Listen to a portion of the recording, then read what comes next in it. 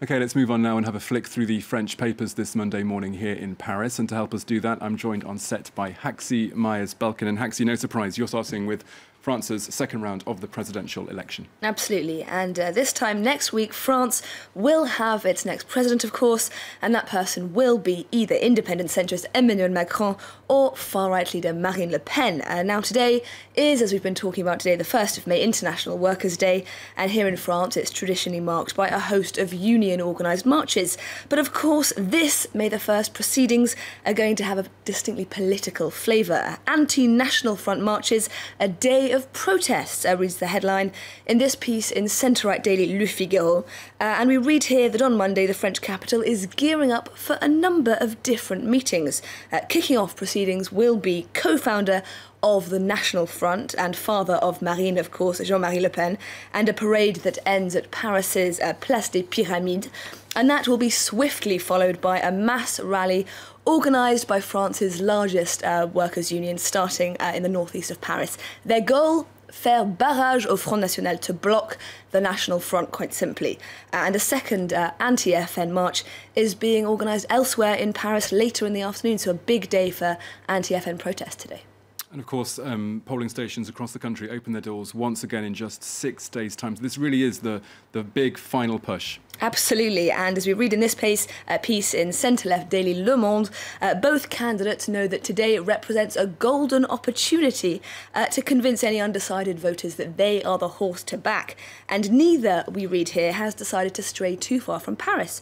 Macron will be holding a meeting at 2:30 p.m. at Porte de la Villette, while Le Pen will be addressing the last mass rally of her presidential campaign in Seine-Saint-Denis.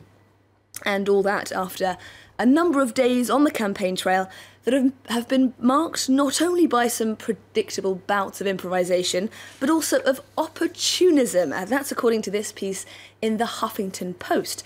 We're reminded of Le Pen ambushing Macron's visit to the soon-to-close Whirlpool factory last week in Amiens, of course, and Macron's impromptu football match in the multicultural Paris suburb of Sarcelles last week.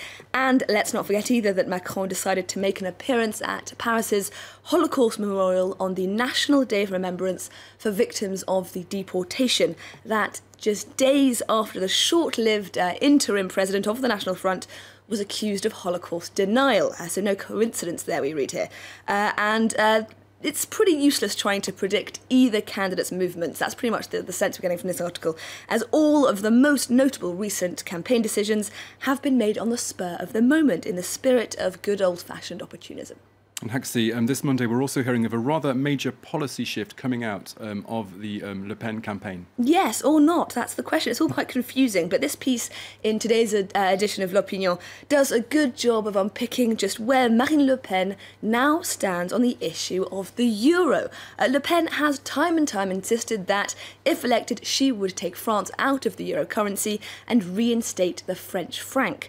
And we read here that in an interview published on Sunday in Le Parisien, she was very much standing by that position. The euro is dead, she's quoted as saying.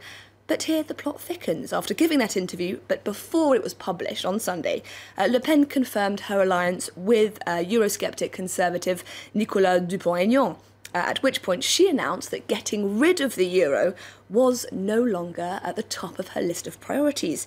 And why, I hear you cry? Well, this piece in the Huffington Post is asking that very same question, and it comes up with some interesting answers. In a U-turn, this piece calls both risky and clever. For a start, there isn't huge national support for scrapping the euro. Around 28% of the electorate support it. Plus Dupont-Aignan, who's in line to become Le Pen's Prime Minister, if indeed she does make it to the Élysée Palace, he's never supported returning to the franc. Well, the vast majority of the political establishment has come out against Marine Le Pen, figures from across the traditional left-right divide. And Haxi, they've just been joined by another important voice on the left. Yes, and that man is none other than former far-left presidential candidate Jean-Luc Mélenchon. As we read in this piece in Le Monde, Mélenchon, leader of the France Insoumise, or Unsubmissive France movement, has called on his supporters not to make the terrible error of lending the far-right their support on Sunday. But crucially, we read here, he didn't explicitly state whether he'd be voting for Macron or just spoiling his ballot.